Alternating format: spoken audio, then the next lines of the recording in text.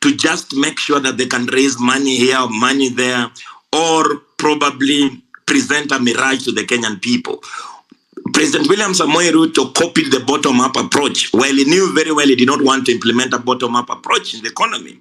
In fact, his economic model is a trickle-down effect, but he was able to bring out sharp message to the Kenyan masses of a bottom-up approach, while we know for a fact that his main intentions was to win political power, to manage the economy of the Kenyan through the board of directors that only represent the interests of a few minority, particularly, for lack of a better word, the comprado capitalist class, or what we call the bourgeoisie, that which produces nothing but wants to control everything.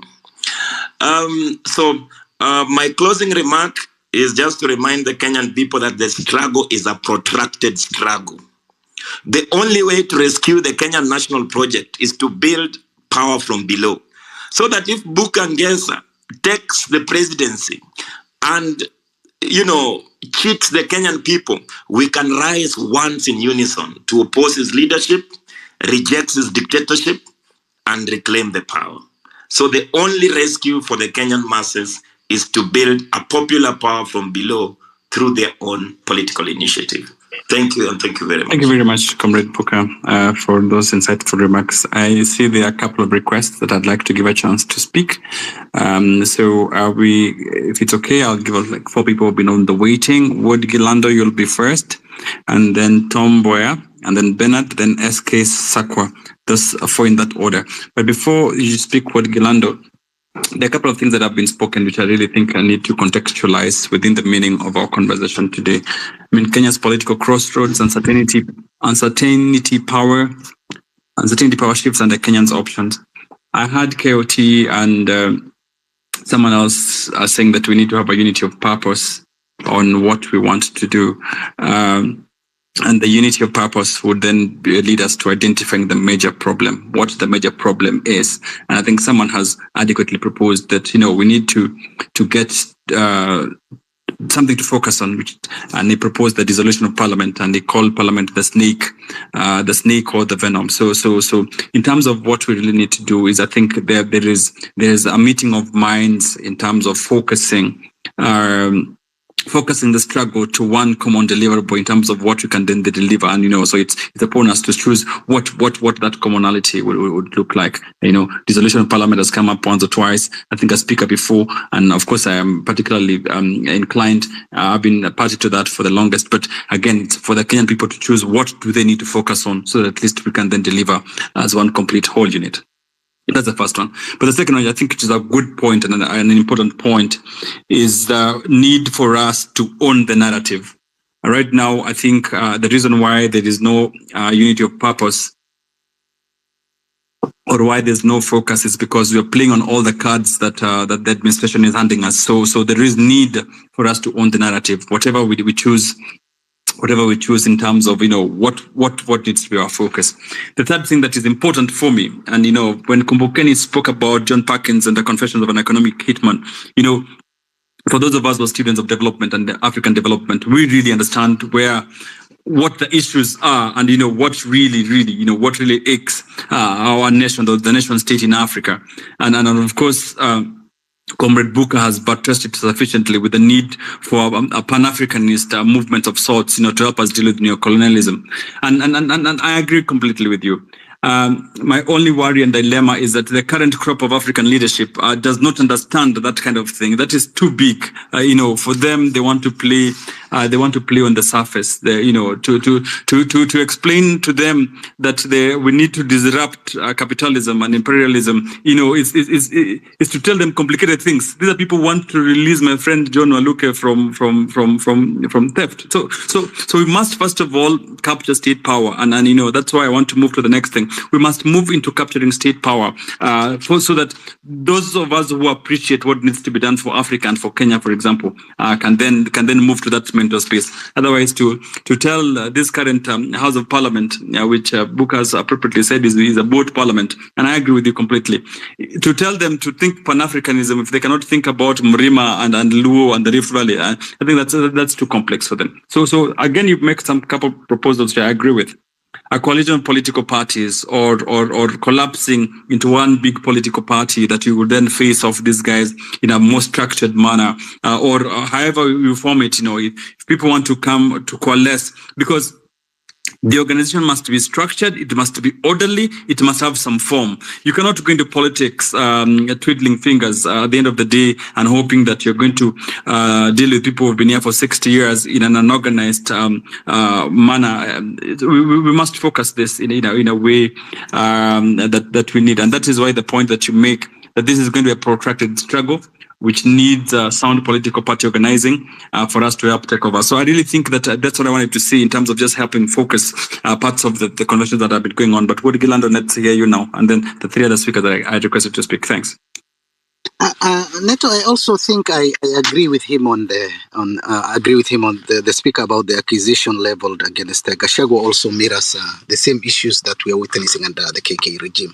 I think the issue of ethnic balkanization is still very much alive.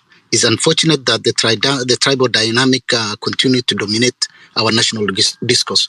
I think we find ourselves caught in the same cycle of using tribal card as a means of political manipulation, whichever tribe or whichever side of the aisle we are. And that's what has been dividing us. It's crucial we confront this reality to seek an inclusive government. I think that is also my take on that. Thank you. Thank you very much, Comrade Abdi. Thank you so much. Wood Gilando, Tomboya Bernard, and Escape Sakwa. 3 minutes each, please. Just make it sharp and focus. Thanks. Excuse me, Semiwa, is my time gone? No, please, you have 3 minutes. All right. Okay, I'm very glad to join this space. Thank you very much once more, Shimio. I just want to take a brief note to the public on observation on civic education that we are having.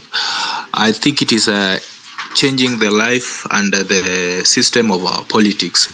But then we have to always brainstorm and contemplate on the strategies that we are giving this civic education, because in all corners the government that is worsening the situation of the livelihood of Kenyans is infiltrating the Genzs, the youths, and other people who are very loyal to guide us in the direction that we are supposed to take.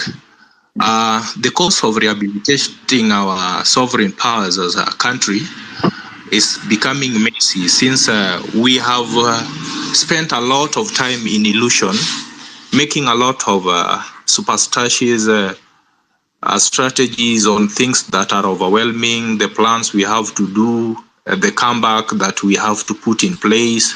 But then the actual ground, we do not have the energy and the vigor that we always give when we're having a discussion. I want to urge every youth or any person of goodwill that is listening to take course in the rehabilitation of the country, that still we should not lose hopes. We have very good leaders, very strong and very determined to put us into a better place as a country. But we have to start the course of rehabilitation from our minimal ward levels, constituency level. We should not just look at the national level. The problem came when the government found itself with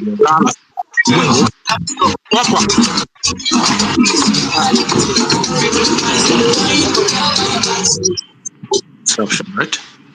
All right, thank you.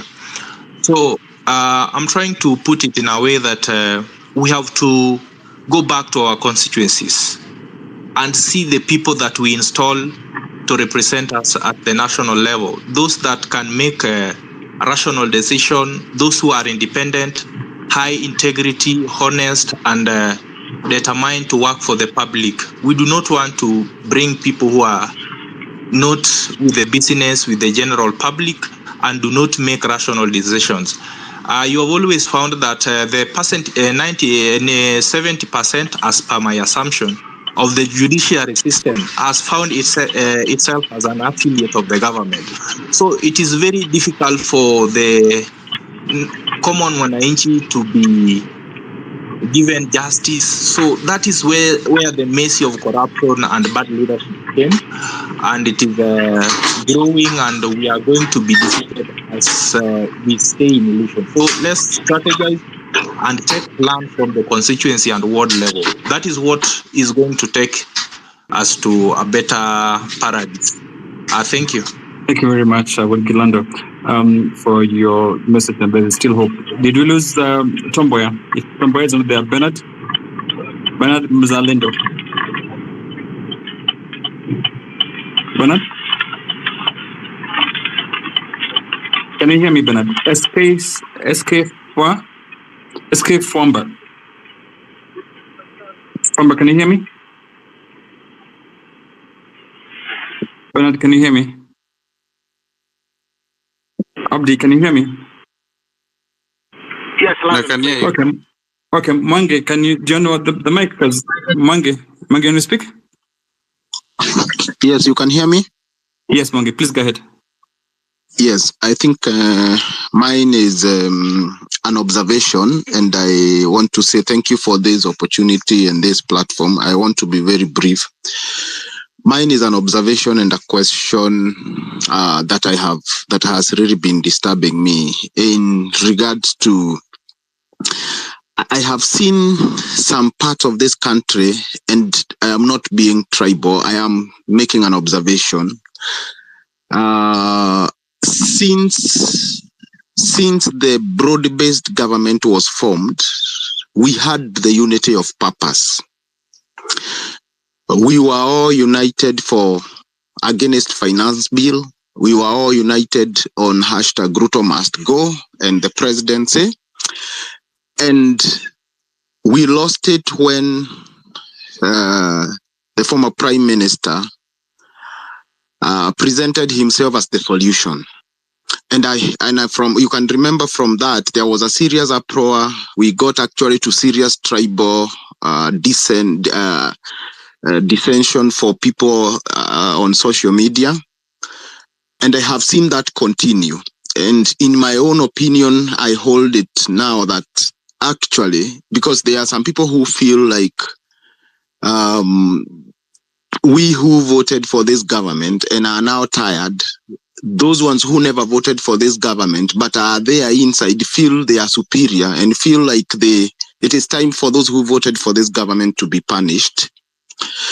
Now my question goes, are we, all of us, are the people in Luo Nyanza ready for change in this country?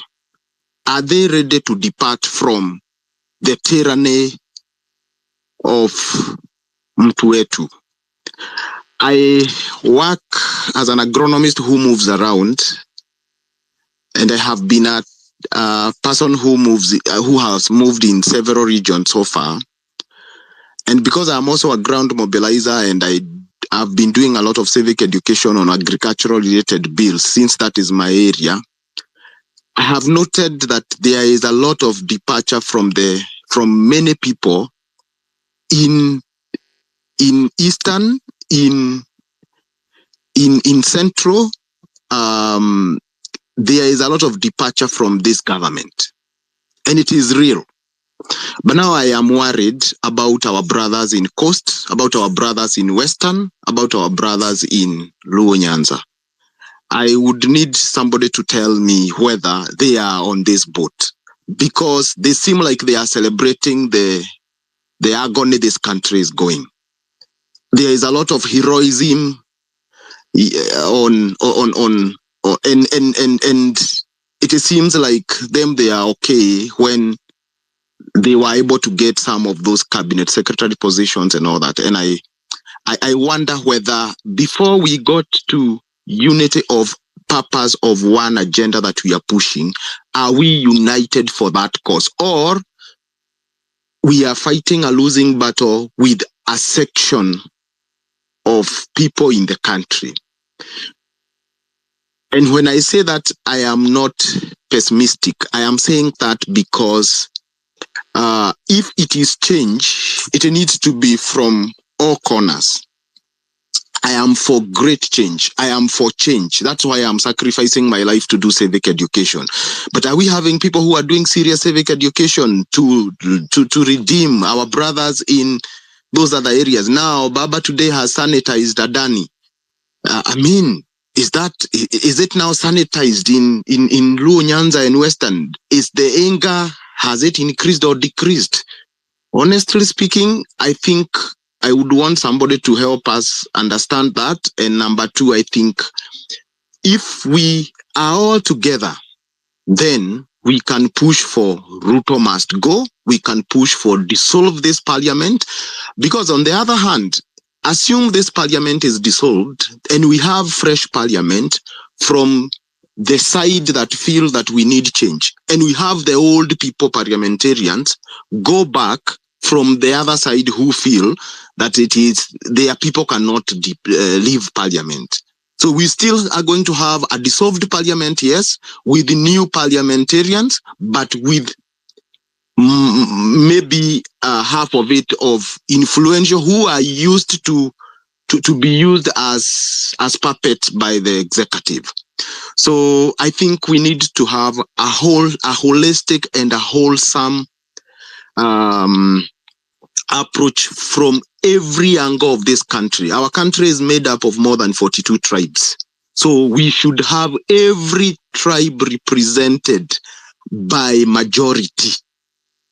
That it's only then we can have the change that we want. I think I want to land at that. Thank you. Thank you very much, Mange. Lady Justice, do you want to give him a response? He has asked a direct question before we can pick on Tomboya and Bernard to speak. Lady Justice, do you want to respond? Could I answer him, Neto? So, no, let's hear Lady Justice first. Thank you for that question. I believe that majority of the people who are in the movement right now perhaps have not understood the struggle that majority of the community, various community members in Kenya have been participating in for years, long before other communities joined in. And per your question, I could even rebuttal and say, look, in 2013, the struggle was the same when you were saying, look, these two people who have been presented, who have a case at the ICC, are not worthy of leading this country. But as the Luos at the Western region were crying and saying, how can we put people who are convicted of murder, who are being accused of murder as our leaders? The other parts of the country, you didn't seem to care. And I hope that people actually realize that what is happening right now, you perhaps have a group of people who have fought for this country to the point where they're like, why does it even matter? Even if we don't even go past 2013, when we're I can't hear. Uhuru, oh, sorry. When we're being, when you're, we can hear you, Lady Justice. We can hear you. Okay, when we're bringing Uhuru and Ruto into power in 2013, and people were crying from across all other parts of the country, and two communities were celebrating. And even if we don't go past that, let's go back to 2020, just here, 2022 recently, where even Mr. Uhuru Kenyatta is saying, do not make a mistake of making this man your president. But the kind of insults, as a Luo, sometimes I don't want to sit in these spaces because most people do not understand the community that we are and the things that we have had to undergo. It's tremendously depressing, discouraging, heart-wrenching. And I remember in 2022, August, the entire community went down, were literally dead. And insults were being, thrown from every part of the internet. And you have the audacity to come here to ask if we actually want change? We've been calling for this change since the 90s. Nobody ever heard us. Raila is not in with Ruto because he wants to be with Ruto. Open your eyes, people. You want Gachagua to be in power? When you are going to take out Ruto, you are going to be left with Gachagua. Do you think that is a man who can lead? Do you think we are in this because we like Ruto for some? No. Ruto and us have never worked on anything. Please, we are not here trying to say that, oh, we are not interested in change. We are interested in change. But the conversations that continue to happen on these platforms every day, people come here and you think you want to trash the Luos, you want them to be able to join you in the movement. You can trash them whenever you want. That is very wrong. The Luos are a big part of any change that you want in this country. And not unless you realize that, nothing you're trying to do is going to succeed. I yield my mic. Thank you very much, Lady Justice. I needed you to go first. Booker, do you want to speak? Then I'll invite Tony Gashoka to speak because he has yes. I want to speak. Yes. Thank you, comrade. And first of all, just for the record, I'm a Luo. Yeah, so it's important for the record. The first thing is what is called the fall consciousness, where a bigger part of the community has been convinced that one of them is fighting for them, while in actual sense, one of them is only fighting for their own stomach and interests. For example, I don't think Gachagua represents the best of the Kikuyu community. There are many able men in the Kikuyu community that has this country has had. And I also don't think that President William Samoei Ruto represents the entire interests of the Kalenjin community. In fact, I think he's the worst of the Kalenjin community that has actually seized power. And we can give more examples in that end. But the question is that the sociocentric politics to balkanize a group of people that have paid a price for the Kenyan struggle is historically incorrect. And I could give a few examples. When we talk about alienation from the national economic project in Kenya, and then we say that the Luos have suffered because they have been alienated from the national economic process in this country, is not entirely correct. In fact, the problem of squatter problem and landlessness, look at Mpekitoni, look at Voi, look at Kisumu. Who are the squatters there? Are they not the Kikuyu people squatting around the land that was stolen with Jomo Kenyatta and their cronies? So the project of the Luo Nation, even though since independence, there are a few in fact, Raila Amolo Odinga does not represent the interest of the Luo community. He only represents his own interest and the interest of those people around him and the rich billionaire class in the Luo Nation. He has never cared about the Luo Nation. Even when he led them into tribal wars, every electoral circle, he still sucked their blood by cutting deals and not demanding for the compensation of the young, poor Luo community that continue to suffer under his deals. Now, we are being told that he's in government by conditions because Gachagua, the deputy, was going to take on the reins of power. The Gen Z revolution, the Gen Z uprising was very clear. We do not want President William Samoei Ruto, his deputy Gachagua, and the entire Kenya Kwanza government to go down. The reason why the Kenya Kwanza government has not gone down is because Raila gave them a living, a lifeline to survive an extra day. And that lifeline was not given to Kenya Kwanza government because they wanted to serve the Luo Nation. No.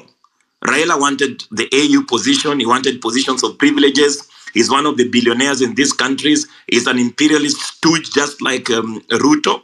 So the whole thing is that if racism is a crime against humanity, tribalism is a crime against humanity that we all must fight and defeat. So just to crown it all, the people even look at Nairobi. If you go to Madari, you go to Kibera, and the extremely poor neighborhoods, you find Kikuyus, you find Luos. These, you find even Turkanas. There is no people who have been alienated from this Kenya National Project that the people who live in abject poverty in Nairobi here. They have no access to land.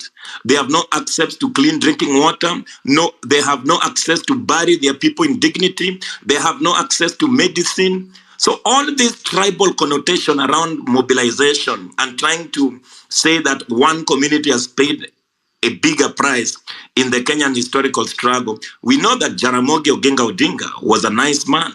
He didn't tolerate tribalism. He actually would sacrifice his own personal interest to make sure that we had a stable Kenya post-independence. What Raila Amolo Odinga is doing is basically running Jaramogi Oginga Odinga's legacy on mud. He's on mud. He's not doing what the Kenyan people will like him to do. So let's not sugarcoat anything. Tribalism must be fought through hook and be defeated, so that we have a mobilization based on the oppressed people, on the working class and the peasants, on the poor majority across all tribes, to defeat these criminal gangs, both in opposition and in government that pretend. Sorry, comrade, for my strong language. Thank you very much, Comrade Booker. I wanted the two of you to have the discussion and respond to Mwangi. Comrade Tony Gashoka, Karibu Space. I hope you're having a good Sunday. Please, let's hear you. Karibu. How are you? I want to greet all and everyone. This and all of you, including Hillary, Kijana Alianza Zamani. Look, guys, what I have to say is true. It's very hard to understand because I love Raila the way you do. So it's very hard to understand. So I can't stand by saying Raila is wrong, and I can't stand by saying we condemn him. My name is Tony Gashoka. I met Raila in 1994. And I think 92, roughly. And we look, me and Raila, through that journey, the way you look at it now.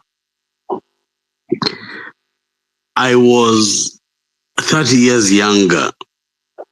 Raila is 84 years old and he's making mistakes. I just want to say that for me, Raila is not just a politician, he's a father, a grandfather, and a really important Kenyan. And why everyone is not happy is because nobody wants to fight Raila, even me. He is just a guy who, had a very hard life. And Raila, why are you doing this to us now? Now, let's go back to what happened and why Raila is doing this now. I think that Raila was obsessed with the Kikuyu validation. And he had to be elected in Azimio because Uhuru said so. Now, there's so many things I can tell you before that and after that have changed Raila. So guys, forgive him. But my problem with Raila is not about why or not he was right on the validation. Is that Ruto is not the right man for Kenya. And I can go back to simpler issues. One, Jaramogi was a nationalist. Jaramogi Oginga Odinga was a nationalist. He said, and everybody believed him, Bila Kenyatta, hakuna Uhuru. The test about Raila is not about his opportunity. It's about his character. Can Raila Odinga stand up and say to Ruto and everybody else, no? Not because he's a Luo, but because he's a Kenyan. So I want to end by saying tonight, only one thing, I would say to everyone listening. Raila Odinga is a hero who is about to fall on his sword. Don't make the mistake, Raila, but he is. Thank you very much, Comrade Tony Gashoka. And so we did give a chance to Booker and Lady Justice to respond to Mwangi's question. So now I'd like to give it to the next set of speakers. Bernard, can you hear me? If you can hear me, please go ahead. Then after Bernard, then Wango Makeri, and then Tom Boyer. Please, Bernard. Yeah. Also, I want to recognize Nelson also, who is there. If he wants the mic out. I just wanted to say something. Thanks. Go ahead, Dr. Milton. Okay, Dr. Milton. Okay, so I think that there is a critical question that was asked by Mwangi and Lady Justice with Comrade Booker. Have a response. And I want to say this. I think in this age and time, we need to be careful to avoid situations where we mischaracterize the needs of the country and the temptation to slide back to balkanizing this country along tribal lines and weeping certain emotions that by their very nature and because of the painful history that such sentiments bring out are likely to make us lose sight of what the fight is all about. And this is the question of talking about Luos being in or out because of the pronouncements that have been made by a leader in the caliber of Raila Odinga. I think let us not be careful because this is a narrative that wants to be brought out in a way that again divides the movement and so that the people can lose focus of what we are talking about. We are talking about corruption, we are talking about nepotism, we are talking about bad governance as it were, as concepts that disenfranchise the people who have the power and who have the inherent right to get services from a government that is in office. So I want to say this. Just like earlier on, I alluded to the fact that we have seen the emerging leadership within the Gen Z or individuals that have shown signs of leadership being castigated whenever they make mistakes. I believe, and for the record, I want to say that I am a big admirer and supporter of Raila Odinga. And even today, I am extremely disappointed. And I have expressed it in the past when I have said that I love Raila Odinga. I support Raila Odinga. And I am the first person to call out any situation where he makes a mistake. All of us can make mistakes. But those mistakes do not mean that we have lost the character of who we are. What we need is to be able to speak with one another, to hold conversations. And therefore, I do believe that even in the person of the great Raila Odinga, that he can make mistakes, but it doesn't mean that he has abandoned it doesn't mean that those of us that we started the fight, remember I said, we must be very careful because we are dealing with a character, an individual who will do anything to stay in power. And that is William Ruto. Now, does Raila Odinga represent the same sentiments that he had a few years ago? Yes, I believe he does. Is he strategic in any way in whatever he is doing? I hope so. But I want us to be persuaded not to say that now the Luos are not with the rest of the Kenyan people or the Kisis because Simba Arati is the deputy party leader or any other community for that matter simply because of sentiments that have been expressed by Raila Amolo Odinga. I do believe, and I want us to take that as a precaution, that we need not lose sight of the antelope because the enemy has thrown a hare along the way. We must make sure that every soldier that is on our corner remains in our corner.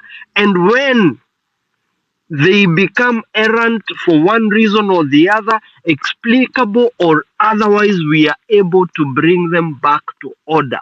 That is what we must never forget at all times, comrades.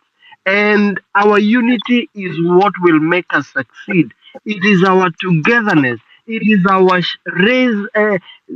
razor sharp focus that will make us achieve the outcomes that we want. The winner ultimately is the freedom for the Kenyan people from the oppression of William Ruto and his cartels. Let us find ways of dealing with each other, speaking with each other with a lot of respect and with the appreciation that sometimes we might be turning our guns on or against ourselves, and in the process, the oppressor continues to do the bad things that they are doing. Adani deal, all that is about Adani, there is nothing good to write home about, and that must remain the consistent message. Do we need to get out to the streets to send William Ruto and his cabal away? Yes, we do. Do we need to spare an extra day for William Ruto to be in office just because we fear Gachagua?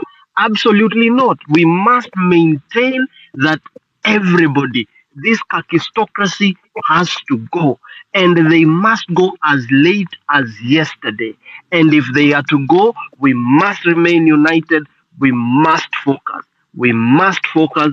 We must mobilize politically, socially, spiritually, financially, because if we don't, and we start fighting each other against each other, Morara against Caswell, Tony Gashota against Baba, Milton Yakundi against another person, Hillary, we are not going to succeed.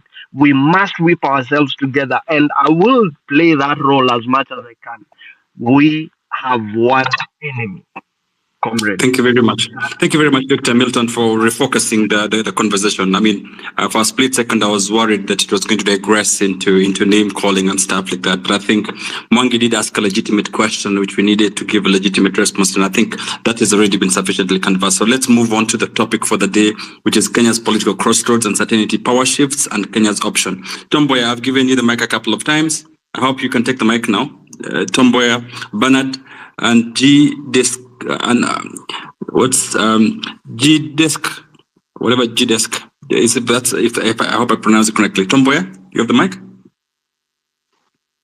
Well, thank you. I hope I'm audible. You can confirm. Yes, you are. Please go ahead. Well, I'll really have little to say. A lot has been said, and mostly it's difficult to share unique sentiments when very many informed people have spoken.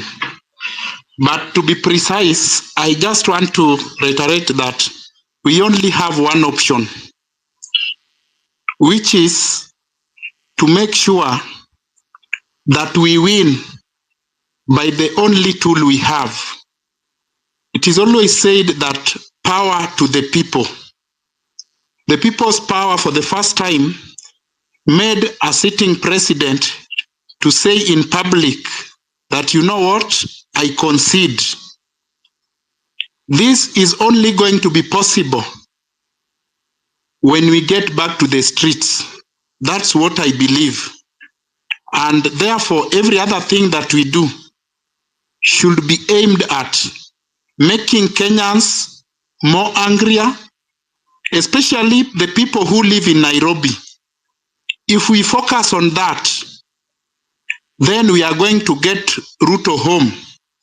If we are going to rely on judicial processes, constitutional systems to make sure we send Ruto home, come 2027, I believe it is not a surety. We must just make sure that we get back to the streets.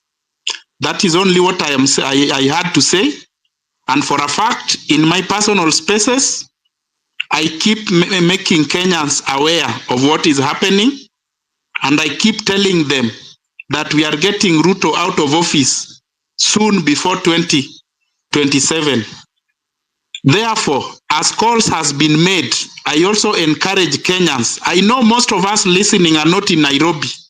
So whatever I'm saying may not make sense to some of us, but when action time comes, those who are in Nairobi may be able to get out and act. On 20th October, there are also calls that we get back to the streets, we head to CBD. I believe it will be possible, and that is the message I'm sending. We are getting back to the streets as soon as possible. Thank you. Thank you very much, Comrade Tomboya, for that specific ask. To Bernard? Bernard, can you hear us? Okay, if Bernard can't hear us, G-Desk and then Humble Pie. It's a Humble African. G-Desk and Humble African. Thank you very much for the opportunity to, give my input on all the discussions in this. Most especially, I want to thank the host and everyone else who's been speaking here.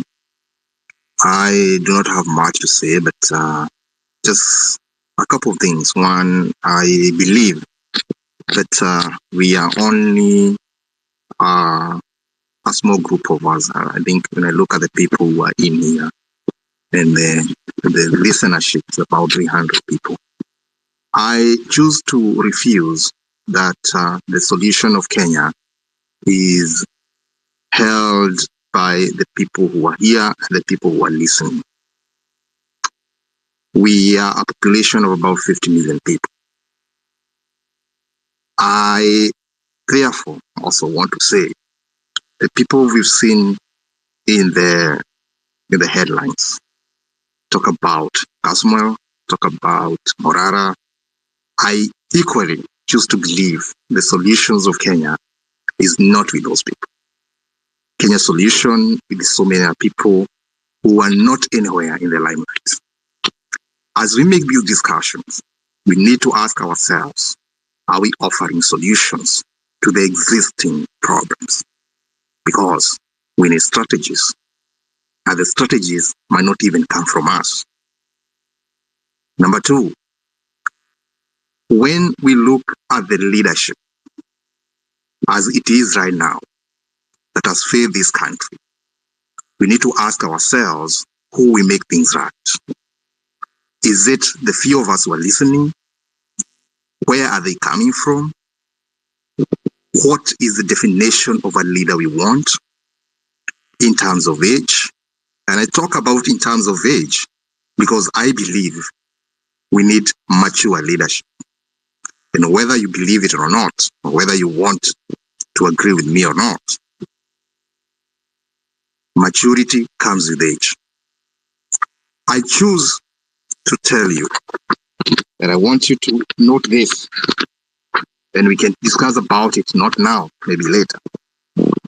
The next Kenyan president is gonna lie anywhere between 40 to 65 years, whether you like it or not.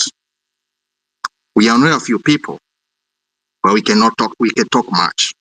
But the question is, are we doing the right thing? Are we addressing the things that we want? Are we embracing the people we should be embracing? Are we consulting the experienced people that we should be consulting? Because there are people who've been in this game for long. People who played games very well.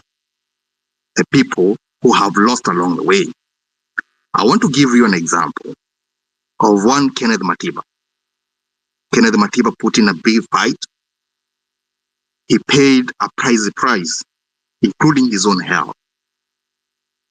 If going by the second liberation, what was happening then, the voice of Kenneth Matiba and the others who were aligned along with him, if you were to choose the president after Moi, you would have said Kenneth Matiba would be the president. Kenneth Matiba never became the president.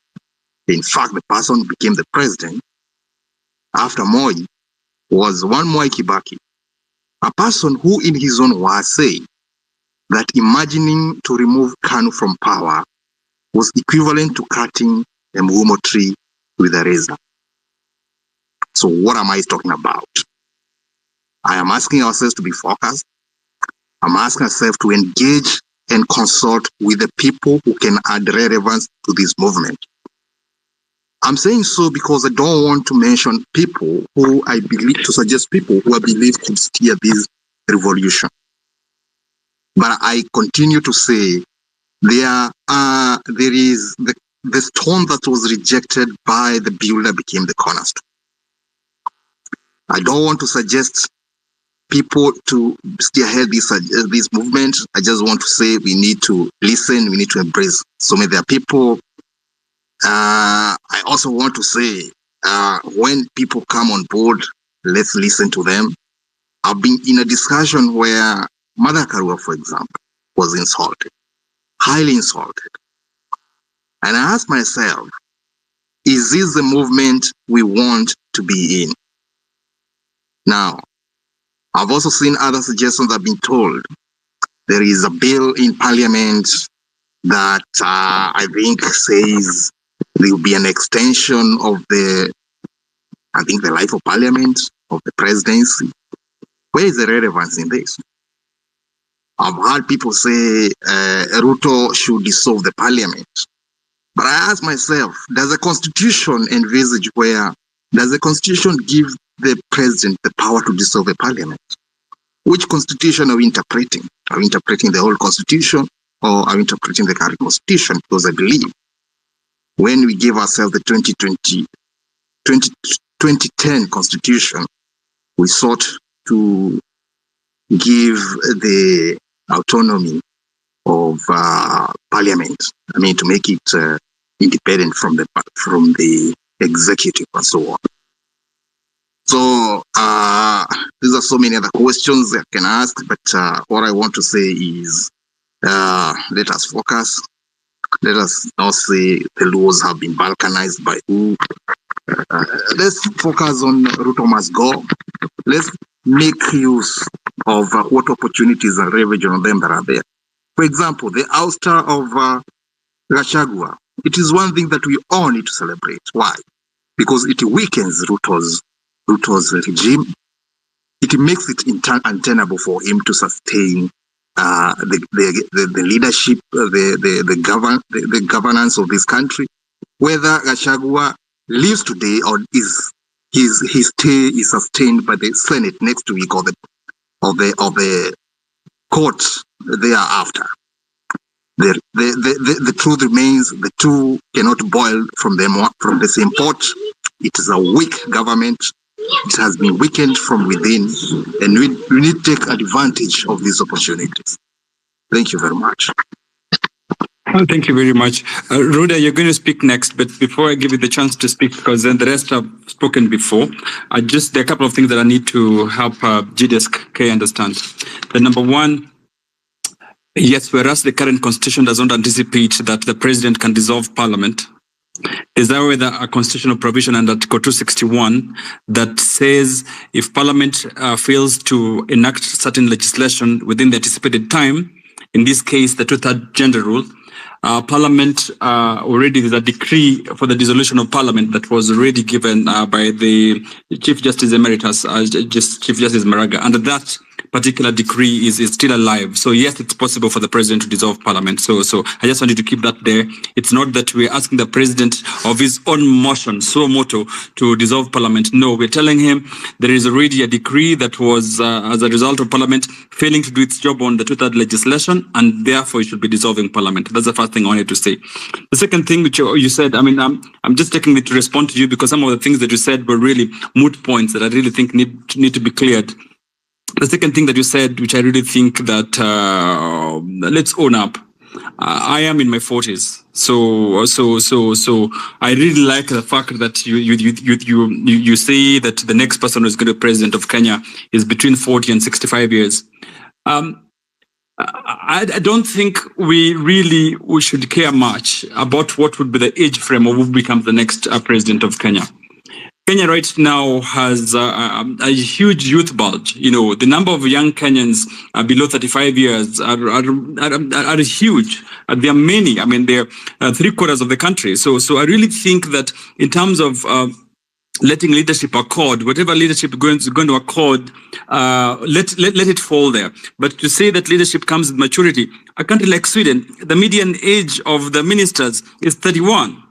So if you have a country whose median age of ministers is 31, Kenya, you're still putting us with people who are 80 years old, 90 years old. I really think that, yes, let the chips fall where they may in terms of who becomes the leadership of Kenya. But I really, so long as you're 18 and above and you can be voted and you can vote, if you want to become president of Kenya, I really think we should give people a chance. And it should not be the fact that some people have been here for too long. It might be that Morara, Casmuel, Mercy, or wherever they are in the limelight right now, maybe someone is going to emerge, not in the ones in this space. I agree absolutely. But let's not really think that the fact that someone has been here for 50 years. In fact, I also think you can't teach an old dog new tricks. But anyhow, I gave a chance to is disappeared. Okay. So the fellow that requested for the mic has since disappeared. We got 20 minutes to speak. So I'd like to go backwards, starting with Sankara. You have your 2 minutes to just say anything else you want to do in case you want to. Sankara, you have your 2 minutes now. We're walking backwards. And then after that, Kenyan lady, and then Lady Justice, then KOT. I'll walk backwards. 2 minutes. Yeah. Sankara. Thank you. Thank you, Mutumisi, and I believe and I hope that you are getting me right. Yes, I can. Thanks, yeah. I just want to pick it very fast, that as we are talking inside here, in this space, do we believe that we have what it takes for us to remove this government in power? Because in some of us, the way we are putting up our talk, it's like we, at some point, we are sanitizing this government. At some point, so we don't really know and understand what we want. But I want to commit our leaders wale nimeona hapa with the political parties. That is a structure already which is there.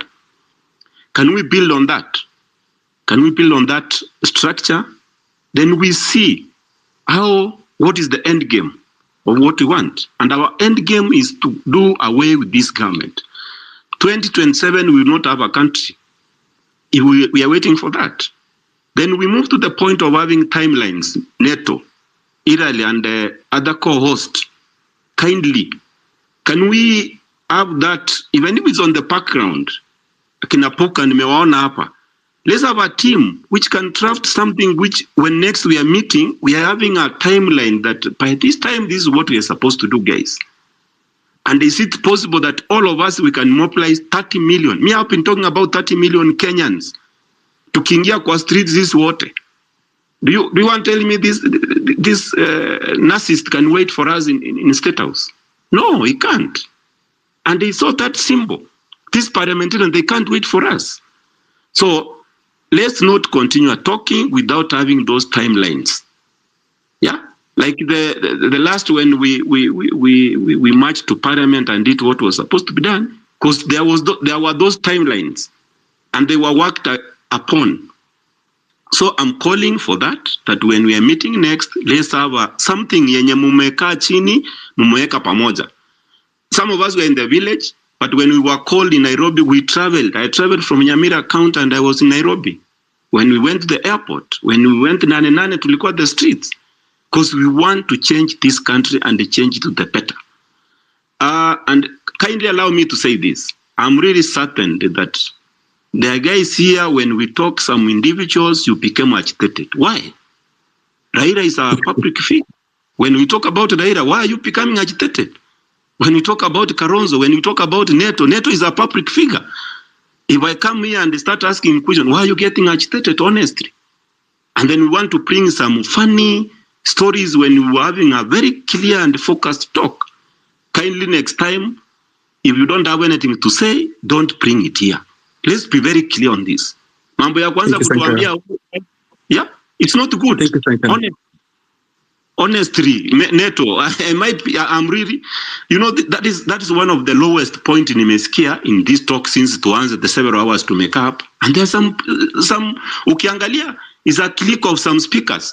Either wametumwa hapa waanze kutupatia some diversionary acts hapa. We cannot allow that. Let's give our leaders Irali your opinion consistent. Tunajua where you stand. Neto tunajua Kioti. Let's focus on that and let's achieve what is expected of us. But my question is, as I learned, do we believe that we have what it takes for us to remove this government from power? And when? Thank you. Thank you very much, Sankara. Thank you very much, Sankara. Amazing. That's absolutely a good question there. Boni Karanja, you have your 2 minutes. Boni Karanja? Okay. VK, you have your 2 minutes. Hi guys. Thank you for giving me this chance to speak on space. Personally, I've been drained, consumed. I decided to take a break kidogo out of all whatever that is going on in the country. For me, I don't have much to say, but the only way to get this person out of that seat ni kwenda town, sit or sleep on the streets. I don't know, sijui siku ngapi. And civic disobedience, hakuna kwenda kazi, hakuna kulipa tax, hakuna kufanya nini. That's the only way. Courts are not working, nothing is working for us. Ameshanunua parliament, ameshanunua judiciary. Unaona ndio hizo ndoa zao na Adani na akina ODM. Like, the only way is just going to the streets. The minute we'll hit the streets as 1 million people, 2 million people, hawezi wa watu wote. Yes, they will kill. But if it takes that for us to get liberation from these demons, and the big demon himself who is Ruto, I'm telling you, hakuna mahali tutasonga. Hata to hold space mara mia, to hold space sijui mara ngapi. And one thing people ought to know is that Ruto huwa asamehei. And he's a liar consistently, as we always say. He lies all the time and he will always lie. So even if we keep on discussing nini, ni watu waseme streets. Watu wenye wako diaspora, ni blanketi watu wanataka kupewa, ni maji watu wanataka kupewa. Whatever it takes for people to remain in town, but in large numbers. Si numbers kidogo. This guy is very smart. Alijua mbona aliua watu. Either way, Githurai, Zimmerman, Kitengela, watu bado wanapotea, wanakuwa abducted. Hizo zote ni political strategy. He knows what he's doing. And this guy is very sharp.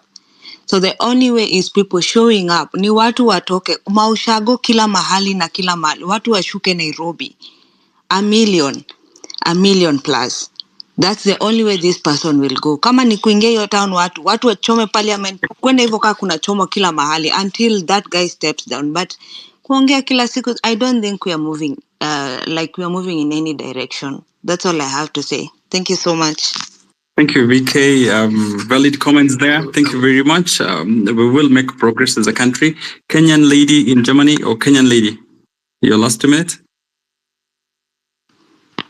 Hi, good morning once again, good afternoon, good evening. Are still battling the sore throat, but I'm very happy to listen to Kenyan voices. I know I have 2 minutes and I'm going to try to stick to that. First of all, I'd like to say that I don't care what tribe you come from. I don't want to know your tribes. We were divided by the 1884 to 1885 Berlin Conference, and here we are, after we've decided to cross tribal lines and start a new movement where tribes don't count, we are starting to talk about tribes. I don't know why I had to find out that some people are Luo, Kikuyu, Kalenjin. I really don't care, because that is exactly the thing that Ruto and his regime want to see, division. We were divided. If you go to Zimbabwe, they call Ugali Ugali. You go to South Africa, they will say the same thing. Their tribes would call it Ugali. So why are we talking about tribes? We started off like the speaker prior to me, or one speaker before me, Said Sankara. Thank you very much for mentioning that, because I'm really agitated, especially if you've spent over 2 decades in a country outside Kenya. You really don't care whether someone is Luya, Luo, Kikuyu, Kalenjin. We don't care. So please don't mention tribes again. Now I'm just going to go to my points in order to finish very quickly. I was talking about prior to these 600,000 students who were supposed to register for university did not register because of this help loan that is not accorded to them.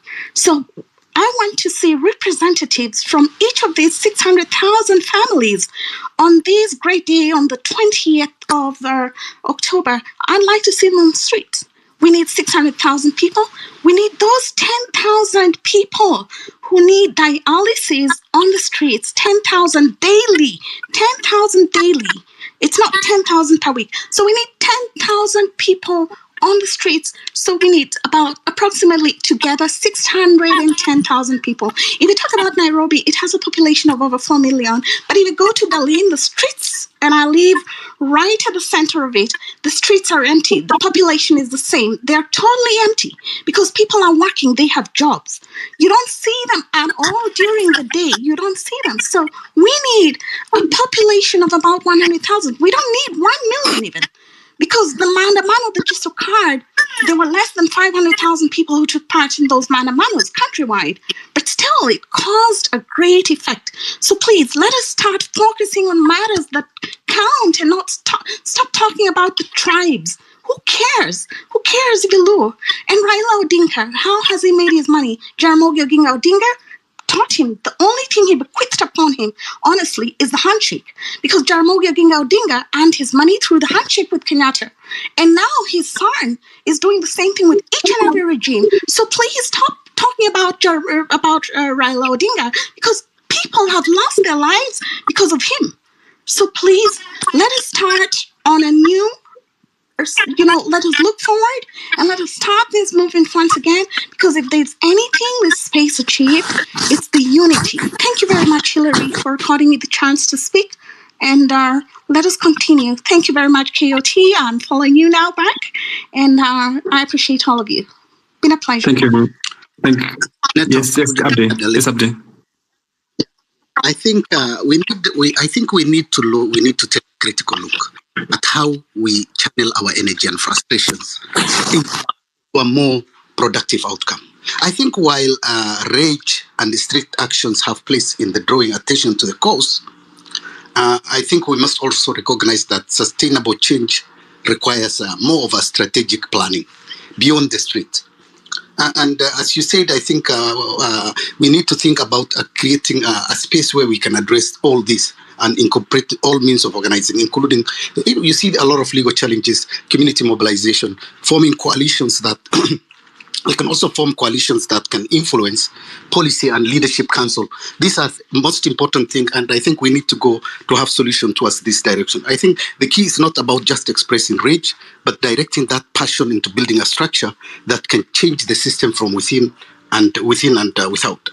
Now I think we can focus to leverage every tool at our disposal, be it legal, economic, social, to advance the movement and make a lasting change. Thank you, and Bonnie also was waiting to speak. Thank you. Yeah, thank you very much. Let's just wrap it up. I'll give it Bonnie as one of the last speakers, but let's get a leader way. What's the leader ways? 2 minutes, and then Dr. Milton, then Booker, as we move towards up there. A leader? Is it my turn or? Was that Bonnie later on? Just give us a few. I guess give me 2 more minutes. I wrap up with Elida. Elida Ways. Elida, can you hear us? Okay, maybe I can't. Dr. Milton. All right. This has been quite a handful, and I must say that probably this will go down as one of the most productive spaces that we've had. But I'm going to make my closing remarks in the following manner, and I will address myself to about 4 issues very quickly, because I think what we need, from where I sit, we've done enough talking. People are angry enough. What we need now are solid action points. How do we grab the low-hanging fruits and make the chips fall? That is really the main thing that we must deal with. And on the sideshow part of it, Honorable Raila Odinga is a Kenyan, and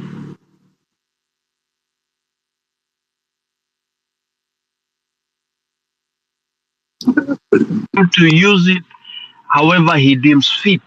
But those of us who love him, who respect him as an elder, as a father figure, and as somebody who has struggled fighting for this country, we will always remind him whenever he sidetracks or his vision becomes blurred.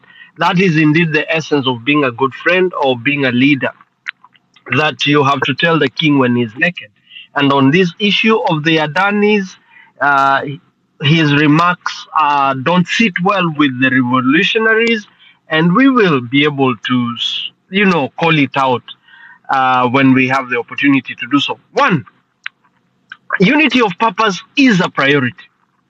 And I think we must be able to make pressure point the melting pot around which this unity of purpose will be achieved, where we have seen people who are committed to the cause, where there is a difference of opinion and people are speaking against each other. We need to lead the way in bringing all these people together, because I believe they comprise a critical resource that we need as a people to be able to achieve the goals that we have set for ourselves. So I want to be very specific about reaching out to the young people, our kid brothers, our kid sisters in the revolution that have been made to get defensive and to try to run a race of their own. We need to reach out to them. Morara Kebaso, Casmuel, Masi, Hanifa, and many others. I think we need to bring everybody together, because we cannot succeed if we are divided. Number 2, action point. This week, economic sabotage is a critical strategy that we must deploy as people in the movement for us to succeed. What does that entail?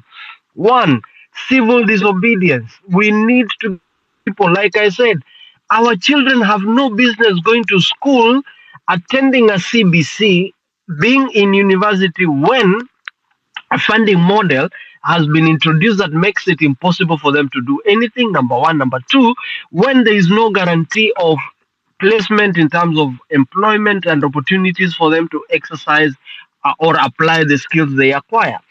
We need to have the country at a standstill, starve the economy of every little coin that we can, so that William,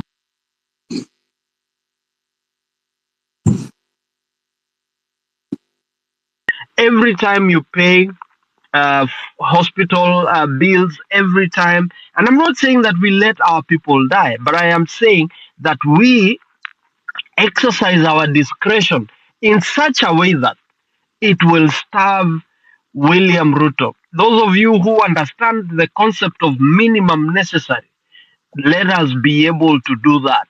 Minimum necessary injection of money or liquidity into the economy. And by that, I'm talking about people at home.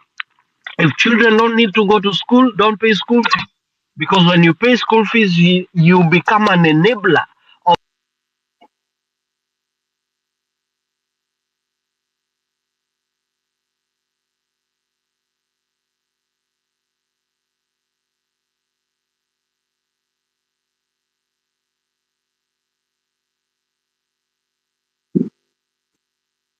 Did you lose Dr. Milton?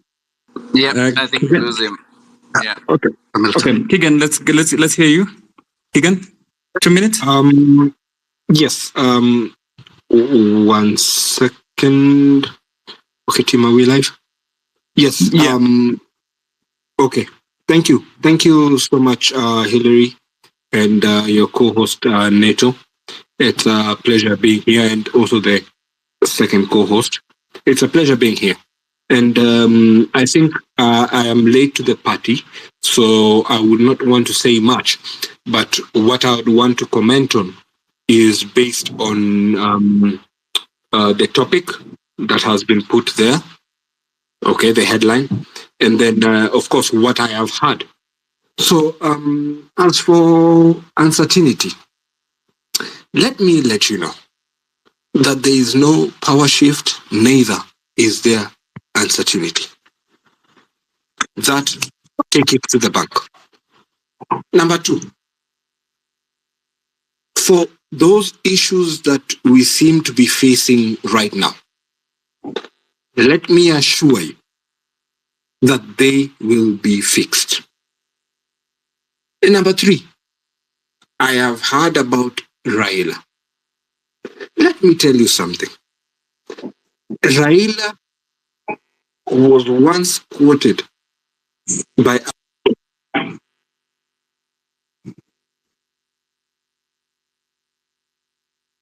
Okay. Did you also lose Keegan? Ameangushwa. No, Neto. Yeah. Neto. Yeah. This Kioti speaking. Kindly, let us not give these government sympathizers a space to come and brainwash us. That's fine. Keegan has been kindly. That's fine. That's fine. That's okay. Elida Ways. Elida, going once, going twice. Okay, Comrade Buka. Maybe for me, I just want to conclude that I have enjoyed my discussion in this place. We continue to seek principal unity, and maybe we also give a chance to those people who have made mistakes to accept that they have made mistakes genuinely, and to carry on the struggle knowing that it's a protracted struggle. It is not a struggle that will end next week or the following week.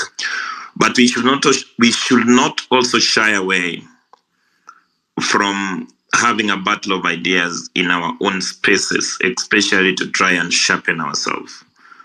So I really appreciate Comrade Neto and Hillary, and I wish you good health, and I hope that we will meet in the streets to defend our homeland. Thanks. Thank you very much, Comrade Puka. Homeland or death, we must defend homeland. I agree with you, Lady Justice. Unity is power. I'll still reiterate on that, because at the end of the day, as we talking about, the Gen Z movement leaders who are not active currently, you're looking at Anifa, you're looking at there was Osama, there was, we have made it a thing that we fight people in the movement, and then even after we've fought them and we see that them not being part of us is actually hurting the movement, we still go ahead and keep on poking other people. Like when you put a collective, a group of people in one pot, and you say, oh, are these people like this, these people are like this, we start pointing fingers, everybody's going to come back and defend themselves whichever way they want to. But if we want to continue this movement, people have to actually learn emotional intelligence and, social intelligence, how to interact with people. And just know that you cannot just come into a forum where people are and you're just going to be throwing words and that people are not going to feel a certain way. That is given. People are going to feel a certain way, and once they feel a certain way, perhaps you've lost them with their followers, and then now the movement is is not moving anymore. So let's be cognizant of that. Let's understand that this is not a one man's game. You're not going to do it alone and be able to reach the goals. You need everybody with their diverse opinions, with their diverse feelings about certain leaders in the country, because that's just about it. Thank you. Thank you very much, Lady Justice. I think emotional and social intelligence is key, and let's be tolerant moving forward in terms of helping the movement grow. Thank you very much. Dr. Bonnie? Yes, Abdi. Yeah, okay. Abdi? Dr. Milton wanted to finish. Yes, we'll give him a chance. Bonnie? Yes, can you hear me? Yes, we can hear you. Awesome. So, look, I wanna close off by sort of hammering the same point that I made earlier, which is that our country has a lot of serious issues, and we need serious leaders. We need serious people to confront these issues and help the country. Hammering. Can you hear me? Yes, but you have an echo, so maybe you have two machines around you. Okay, let me try it out. So our country has some serious issues, and we need to be able to come together and attack these problems. We are, in my view, standing on the precipice of total collapse as a country. Our economy is in the shambles. You look at our national psyche, right? There's absolutely no hope anywhere. So with that kind of a situation, you look at the people that historically you will look up to save us, right? Parliament, national leaders such as Raila Odinga and Kalonzo Musyoka, people like that, they are nowhere to be seen. They are nowhere to be seen because they are not interested in solving these problems. We can spend the whole day here talking about what Raila is doing and why he's doing it. The reality is he's just not interested. These people are in their 60s, 70s, and 80s, right? When you look at the issues that we have right now, this is not like cancer that we got, right? It's not like we can't explain how we got to this point. The situation that we have on our hands is the result of people doing certain things or not doing certain things. I say all of that to tell you that do not look to anybody else to come and save you. The people that are going to solve these problems are you and I. I'm talking about the average Kenyan. These are the people that are going to solve this problem. Do not look to Parliament. Do not look to Raila Odinga. Do not look to your traditional politicians. They are not going to come and save you, right? You hear me talking about the issues that we have in our economy, right? Have you heard the president talking about that? Have you heard your parliamentarians talking about that? Have you heard your MCA talking about it? Nobody's talking about that, right? Our country has an employment of 6-7% in the most important age group, which is 18 to 34. Nobody talks about that. Kenyans are taxed to death. Nobody talks about that. The issues that we are facing are serious, and they're not going to be faced by the people that are in their 60s, 70s, and 80s. It's going to be you and I. You and I. As soon as we realize that and we work together, we'll be ahead. Do not look to your politicians to solve that problem. Look to yourself. Look at myself. I see Nelson Amenya is on this call. You guys have seen a lot of his work. A guy is sitting in France, and he's doing a lot more in terms of notifying Kenyans of a catastrophe that's in the making. He's doing a lot more than 100 senators in our country. How is that possible? You see the work that I do to try and bring accountability to our counties, right? Parliament is aware of all those issues and won't do a damn thing about it. You have the EACC, all the information I use in the public domain, they're not interested. They are not interested, and you guys need to realize that. So do not look to your government, do not look to your MPs, do not look to all these sort of national leaders. They don't care about your situation. It's gonna be you and I who's gonna fix these problems, and you need to realize that. So look in yourself and ask yourself, how can you help your country? Your country is in need of heroes. How can you help? I'm doing what I can in terms of providing civic education. I ask all of you to look at yourself and ask yourself, how can you help? I have formed a group of very smart Kenyans. We are spending a lot of time looking at the issues that we have in the country in terms of unemployment, in terms of a breakdown of trust in government, in terms of corruption, in terms of incompetence, in terms of reviving our economy. All these sectors of economy and all these areas that require expertise. If you believe that you can do something to help your country in a time of need, please get in contact with me. I'm going to drop my email here, and I'll be happy to work with you and bring you on board so that we can spend time to think about how we can solve our country's core problems. Thank you. Thank you very much, Bonnie, for all the good work that you do. And thank you for iterating the fact that Kenya is facing serious issues and it needs serious leaders to deal with it. It's true, the psyche and the Kenyan people have no hope. It's a country that is feeling hopeless. But the problems of Kenya can only be solved by us. Dr. Milton, please go ahead and summarize your 2 minutes.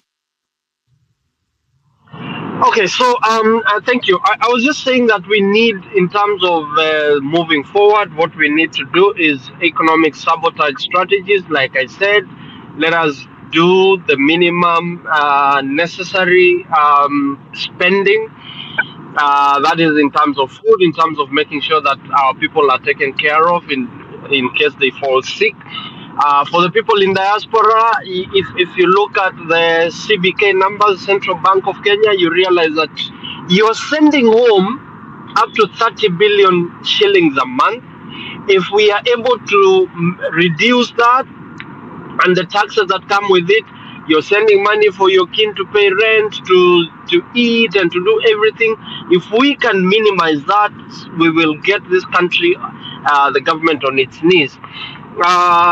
We need to support initiatives in terms of people getting out to the street. We are talking about occupying the different institutions, starting with Parliament. For us to be able to do that, can we get all and sundry supporting these initiatives? Get out. If you're not there, you own a business that can give water, can give handkerchiefs, can do printing of materials for the people that are coming out to the street. Let's be able to do that so that we support the people who are coming out and so that we are all together. The other thing that we need to do is, I think we must be able to mobilize politically and financially. And financially here, I mean by way of resources. It doesn't have to be cash, but in the many different ways. We need to mobilize for 20th, like we said. I still believe that the story of Jericho in the Bible, how that city fell, William Ruto and his cartels and everybody that is in his corner can fall if we deploy that strategy where there is total shutdown, no going to work, no children in school, no paying taxes, no matatus on the road until everything comes to a halt and the people can occupy Parliament and State House and William Ruto will be gone. Now, lastly, I want to say this. When we led the strike, the famous Kenya Broadcasting Corporation strike in 2012, we were the ringleaders with my brother Lempa, who's now a lawyer. One of the things we did was, and I want to remind all of us, that for us to succeed in this revolution, we must adopt the mindset of a terrorist. That what